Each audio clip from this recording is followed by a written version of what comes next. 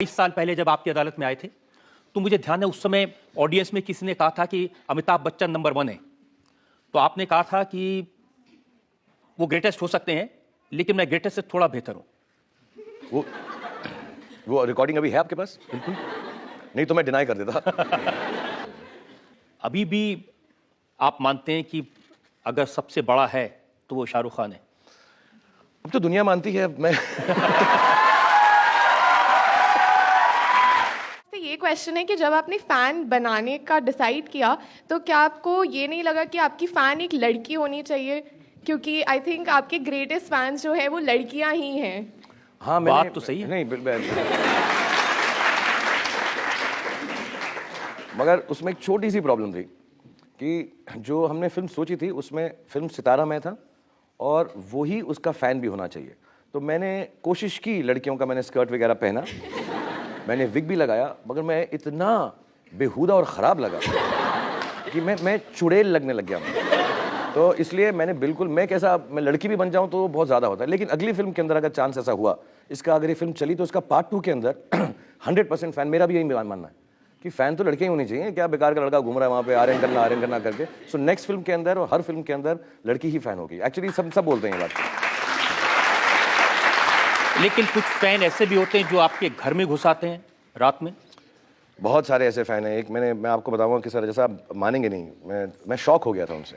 वो हमारा इंटरव्यू था या बर्थडे था तो काफ़ी सारे जर्नलिस्ट आए थे, सब बैठे हुए थे। तो उनके साथ वो कहीं सुमड़ी में घुस गए, मुंबई में सुमड़ी बोलते हैं, ऐसे चुपचाप से घुस गए और फिर उन्होंने कपड़े उतारे, मर्द थे, कपड़े उतारे और फिर हमारे स्विमिंग पूल में डुबकी लगाई, नहाए, पूरा एक लेंथ किया उन्होंने। फिर वापस गए, एक तौलिया भी लेकर आए थे, सब साफ किया, कपड़े पहने। तो तब सिक्योरिटी ने उनको रोक लिया कि आप क्या कर रहे हो यहाँ पे? कुछ भी नहीं कर रहा हूँ, कुछ भी नहीं कर रहा हूँ, बस मैं नहाने आया था उस पानी के अंदर जिसमें शाहरुख खान आता है। हाँ, तो मैं नहा लिया हूँ और अब मैं जा रहा हूँ। तो थोड़ा सा उनको भी मजाकिया लगा, लेकिन सीरियसली पकड़ा हुआ भी था सिक्योरिटी ने। फिर ऐसा फ़ोन आया ऊपर कि सर वो हैं, तो मैं कहा मैं मिलने आता हूँ यार, ये तो बड़ा अजीब सा फ़ैन है। कहना मिलना नहीं है मुझे, ज़्यादा फ्री मत हो मेरे साथ। मैं सिर्फ पानी में नहाने आया था और नहा रहा हूँ और मैं जा रहा हूँ, इससे ज़्यादा इंपॉर्टेंस नहीं दे सकता मैं। और वो चले गए। ये आज की बात नहीं शाहरुख, आपने जिक्र किया 22 साल पहले जब आपकी अदालत में आए थे तो मुझे ध्यान है उस समय ऑडियंस में किसी ने कहा था कि अमिताभ बच्चन नंबर 1 है। तो आपने कहा था कि वो ग्रेटेस्ट हो सकते हैं लेकिन मैं ग्रेटेस्ट से थोड़ा बेहतर हूं। वो रिकॉर्डिंग अभी है आपके पास? बिल्कुल नहीं तो मैं डिनाई कर देता। मैं बचपना था, बेवकूफ़, बचपन में तो ऐसे सब बातें करते ही है ना, तो बच्चा समझ के माफ़ कर दीजिएगा जज साहब, ऐसे नहीं कहा था मैंने। लेकिन मेरे को इस बात का बहुत और मैं सबको बोलूँगा कि अपने ऊपर भरोसा रखना। और उस जवानी उम्र के अंदर तो ऐसा थोड़ा सा ओवर कॉन्फिडेंस भी होता ही है और आदमी गलती करता है, लेकिन बहुत ज़रूरी है कि अपने ऊपर कॉन्फिडेंस करना। अब मुझे मालूम है कि मैं कितना अच्छा एक्टर नहीं हूँ। तब मुझे थोड़ी आती थी एक्टिंग, जितना कम आता है सामान तो लगता है कि बहुत सारा आता है। अब मैं 25 साल के बाद मुझे समझ में आया, मुझे बड़े एक्टर्स की शायद अहमियत ही नहीं समझती क्योंकि मुझे इतना इल्म नहीं था। तो मैंने अगर वो कहा भी तो शायद मैंने लैक ऑफ एजुकेशन की वजह से कहा। आपने ये भी कहा कि जब मैं किसी डायरेक्टर के साथ काम करता हूं तो मैं अपनी शर्तों पर काम करता हूं, मैं उससे कह देता हूं ये खटिया सरकाए लो, मुझसे नहीं होगा। वो तो ठीक है ना, मतलब मेरा मतलब ये है कि खटिया सरकाने की क्या जरूरत है, साथ में लेट जाते हैं खटिया पे। नहीं, मुझसे बहुत सारे काम है, मैं बहुत प्यार से काम करता हूँ। अभी भी मेरी कंडीशंस हैं, मैं जो भी डायरेक्टर्स हैं उनको ये बोलता हूँ यार मुझे प्यार से पेश आना, मुझे डांटना नहीं, वक्त पर मत बुलाना और एकदम बच्चे की तरह ट्रीट करना। तो वो एरोगेंस नहीं है, वो मेरा लड़कपन है। और 50 साल की उम्र में भी मैं बड़ा लड़कू हूँ, मतलब लड़कपन वाला हूँ। अभी भी आप मानते हैं कि अगर सबसे बड़ा है तो वो शाहरुख खान है? अब तो दुनिया मानती है। मैं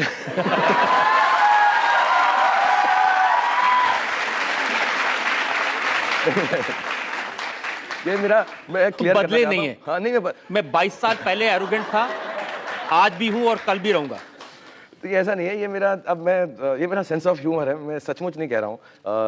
अब मगर जो सच है वो सच है। 22 साल पहले मैं खूबसूरत था, मैं इंटेलिजेंट था, एरोगेंट था और अभी भी मैं वैसा का वैसा नहीं। अब देखिए, दिल्ली वाला हूँ, इतना तो बोल सकते हैं। क्या है यार, दिल्ली वाले तो बोल सकते हैं, कुछ भी बोल सकते हैं। ये सिर्फ आप ह्यूमर में नहीं कह रहे हैं। देखिए मेरे पास में ये इंटरव्यू है आपका, ये जनवरी 2016 की ये मैगजीन है। आपने इसमें कहा कि पीपल डोंट अंडरस्टैंड, लोग ये बात नहीं समझते कि मैं दुनिया का सेकंड रिचेस्ट एक्टर हूं, दुनिया का। हाँ, ये मैंने दुख से बोला था। मैंने कंप्लेन किया था, ये मैं शो ऑफ नहीं कर रहा था। लोग समझ नहीं रहे मैं सेकंड हूँ, फर्स्ट क्यों नहीं हूँ। मुझे इस बात का बहुत दुख था मुझे।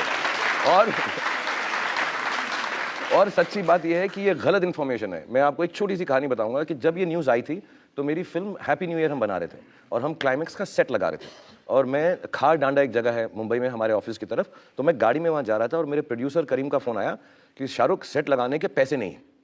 तो मैंने कहा यार कुछ पता करो, कोई शादी वादी फंक्शन हो रहा हो, जाके नाच लेता हूँ, पैसा सेट लगाने के पैसे नहीं। मैं सच बता रहा हूँ, बहुत बड़ा सेट था वो हैप्पी न्यू ईयर का क्लाइमैक्स का, पूरा दुबई का सेट लगाया था हमने। तो मैंने कहा पैसे नहीं है, कुछ करना पड़ेगा, 12 दिन के अंदर पेमेंट करनी है। तो मैंने कहा हाँ यार कुछ हो, कोई फंक्शन हो, कोई हो, एक अवार्ड फंक्शन हो, बोलो मैं डांस वांस करके कमा लेते हैं हम। तो हम उस होड़ में लग गए। उस होड़ में था तो मैंने ट्विटर पर पढ़ा इस होड़ के अंदर कि मेरे पैसे नहीं है कि Shahrukh Khan is the second richest actor in the world. तो मैं लानत है यार इसके ऊपर, यहाँ पे सेट लगाने को पैसे नहीं और इंटरव्यू में ही आ रहा है। तो मेरे को बहुत अजीब और आयरॉनिक लगा था। अच्छा, ये आपने सीरियसली निकाली। इसमें ये भी आपने कहा कि वो लोग ये नहीं समझते कि मैं सेकंड ऐसा आदमी हूँ वर्ल्ड में जो अपनी एक्टिंग से कोई पैसा नहीं कमाता। मैं एक्चुअली नहीं कमाता हूँ। मैं फिल्मों के लिए बिल्कुल पैसे नहीं लेता हूँ। और आजकल तो जैसे लोग समझते हैं मेरी एक्टिंग, वैसे कोई पैसे नहीं देता मुझे एक्टिंग के। बट जेन्युइनली मैं नहीं लेता हूँ। मैं एंडोर्समेंट्स के लेता हूँ, मैं लाइव शोज़ के लेता हूँ, मैं बहुत मेहनत से काम करता हूँ। लेकिन फिल्मों में मैं हमेशा सब डायरेक्टर प्रोड्यूसर को कहता हूँ आप फिल्म में लगा दो पैसा, फिल्म अच्छी होनी चाहिए। बट जेन्युइनली मैं कह रहा हूँ, मैं ये आप किसी भी प्रोड्यूसर कभी यहाँ आपकी अदालत में आए जिन्होंने मेरे साथ काम किया, वो आपको कहेंगे शाहरुख कभी भी पैसा नहीं मांगता। कहता फिल्म में लगा दो, बच जाए, अगर कमा लो तो दे देना, वरना मत देना। और ये सच बता रहा हूँ मैंने पिछले 15-20 साल में किसी से ये नहीं बोला मुझे फिल्म का पैसा चाहिए। लेकिन मैं दूसरे काम इतने करता हूँ और उनसे कमाता हूँ और उनसे खाता हूँ। बड़ा मैं सच बता रहा हूँ, मैं झूठ नहीं कह रहा हूँ बिल्कुल, क्योंकि मैंने अच्छी फिल्में की हैं, बुरी फिल्में की हैं, लेकिन मुझको जेन्युइनली ऐसा लगता है मेरे लिए फिल्म बनाना एक पूजा है, मेरे लिए पार्टी है वो। तो मैं बहुत उसी तरह से, मैं धंधे की तरह फिल्मों में काम करता ही नहीं। बाकी सारी चीज़ें मैं बिजनेस की तरह करता हूँ, लेकिन मैं फिल्मों में काम जेन्युइनली पैसे नहीं लेकर करता। पब्लिक तो यही समझती है हाँ कि शाहरुख खान जो करते हैं पैसे के लिए करते हैं। बहुत कि ये प्राइस होगा, वो होगा। मैं खुद सुनकर, आप किसी भी प्रोड्यूसर, मैं तो बोल के चला भी जाऊँ झूठ, आप मुझे हैंग भी कर दो, लेकिन आप किसी से भी पूछ लीजिएगा, मैं हमेशा डायरेक्टर प्रोड्यूसर को कहता हूँ मुझे पैसा नहीं चाहिए, आप फिल्म में डाल दीजिएगा। और मेरे को जेन्युइनली ये मेरी क्या कहते हैं उसको, this is my greatest thing that I can do to act in films. तो मैं उससे कभी भी बिजनेस की तरह आज तक एक्टर की तरह नहीं किया मैंने। क्योंकि मैंने सुना कुछ एक्टर तन के लिए करते हैं, कुछ मन के लिए, कुछ धन के लिए। तो शाहरुख धन वाले में है या फन वाले में है? मैं तो यार तन मन धन, फिल्मों के लिए गाना है मेरा, तन मन धन सब है तेरा। ये मैं किसी लड़की के लिए नहीं गा रहा हूँ, फिल्मों के लिए। बिन तेरे क्या है मेरा, सचमुच रात दिन तेरे गुन गाता रहूं, ये मैं फिल्मों के लिए करता हूँ। मैं तन से, मन से, धन से, अगर मैं ऐसे ही करता रहा तो मैं एक दिन फकीर बन जाऊंगा। सच बता रहा हूँ, मैं सारा दिन मैं फिल्में बनाता हूँ और मेरी जिंदगी का सबसे बड़ा होप ये है कि मैं जो भी फिल्म बनाऊं बहुत ज्यादा लोग देखकर उसको खुशी महसूस करें, कमाई के लिए नहीं। और एक दिन हिंदुस्तान में एक ऐसी फिल्म बनाऊं, मैं बड़ा इस मामले में नेशनलिस्ट हूं, कि ऐसी फिल्म बनाऊं कि दुनिया देखकर कहे यार इंडिया के अंदर बेस्ट फिल्में बनती है। तो I want to be part of that, that's my dream. लेकिन अगर आप फिल्मों से पैसे नहीं कमाते तो फिर कहां से कमाते हैं? नाचता गाता रहता हूँ, मैं जाता हूँ पार्टीज में डांस करता हूँ और प्राइड से करता हूँ, शोज़ में करता हूँ। और माशाल्लाह वहाँ बनी बहुत अच्छी मार्केट है मेरी, लाइव शोज़ में बहुत मार्केट चल रही है मेरी आजकल, बहुत मस्त एकदम चल रहा है। मैं एंडोर्समेंट्स करता हूँ इतनी, आई थिंक मैं 20-21 एंडोर्समेंट्स करता हूँ। और मैं बहुत डंके की चोट से ही बोलता हूँ, और सब जवान लोगों को मैं ये सच बताऊँगा कि पैसा कमाने में, अच्छा घर खरीदने में, अच्छी गाड़ी होने में, अपने बीवी बच्चों का ध्यान रखने में कोई भी बुरी बात नहीं है। लोग आपको बोलें कि मटेरियल चीज़ मत करो, आप जो है मतलब हिमालय चले जाओ और पैसे में कुछ नहीं है, बट है आप अच्छे पहले बच्चों को पढ़ाई दें, उनको अच्छा घर दें, और उसके बाद जो भी करना है, जो दिल जो लगता है, ऐसा मुझे फिल्मों में लगता है, उसको दिल खोल कर बनाएं। तो मैं जेन्युइनली, भगवान ने मुझे बहुत दिया है, मैं अच्छा कमाता हूँ और इन चीज़ों से कमाता हूँ और एकदम खुल के और खुशी से कमाता हूँ। आप वाइफ और बच्चों की बात कर रहे हैं, मुझे ध्यान है वो जो 22 साल पहले आपकी अदालत में आए थे, तो मैंने आपसे पूछा था कि जब आप सेट पर होते हैं तो हर 5 मिनट में अपनी वाइफ को, गौरी को फ़ोन करते हैं, तो अभी भी करते हैं या नहीं? अब तो अब मेरी आदत इतनी बुरी हो गई, हर 5 मिनट वो फ़ोन करके पूछती हैं कहाँ हूँ मैं। वो तो आपको भी आता होगा मुझे ही नहीं सिर्फ तो। लेकिन 22 साल पहले मुझे याद है आपकी अदालत, आपने कहा था कि आप खालिद मोहब्बत के पास गए थे जेब में पैसे डाल के कि भाई खरीदना है मुझे अवार्ड। हाँ, मुझको ऐसा लोगों ने बोला था कि ये ना ये लोग पैसे लेते हैं, ये करते हैं, और बहुत बड़े जर्नलिस्ट थे। मैंने काफ़ी बेवकूफ़ियाँ की उन महीनों में, 6-7 महीने में। तो मैं वहाँ पहुँच गया, मैं कहा यार ये अवार्ड मेरा होना चाहिए। आई थिंक बाजीगर फिल्म थी, काफ़ी अच्छी एक्टिंग की थी मैंने, हार कर जीतने वाले को बाजी कर। और मैं बेवकूफ़ की तरह वहाँ पहुँच गया। मैं कहा मैंने सुना यार तुम लोग जो है पैसे ऐसे लेके अवार्ड देते हो, तो मेरे पास ही 250-300 रुपया ही है, तुम यही ले लो, बाकी हम किस्तों में करते रहेंगे। तो मुझे याद है वो ऐसे बेचारा शर्मा गए थे, बड़े शरीफ से आदमी थे वो, कि Shahrukh no that's not true, ऐसा नहीं होता, ये नहीं। और मुझे पब्लिकली बोल रहा था मैं, और फिर मैंने स्टेज पर भी जाकर बोला और मैंने माफ़ी भी मांगी थी कि मैंने ऐसी हमाकत की थी, गलती की थी, और ऐसा नहीं है। क्योंकि अब मुझे मिल गया तो मुझे लगा ऐसे लोग ना समझे मैंने पैसा दिया हुआ है, तो मैं क्लियर कर दूँ यार।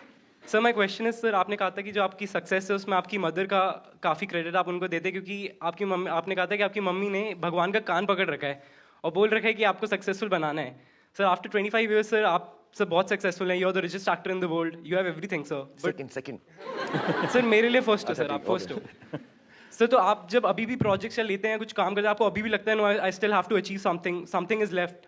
एब्सोल्युटली। मैं एक बात बताना चाहूँगा, हम खुदा ना करे, खुदा ना खास्ता किसी के साथ ऐसे बीते कि अपने जो हम जिनसे प्यार करते हैं, हमारे जो रिश्तेदार हैं, वो चल बसें।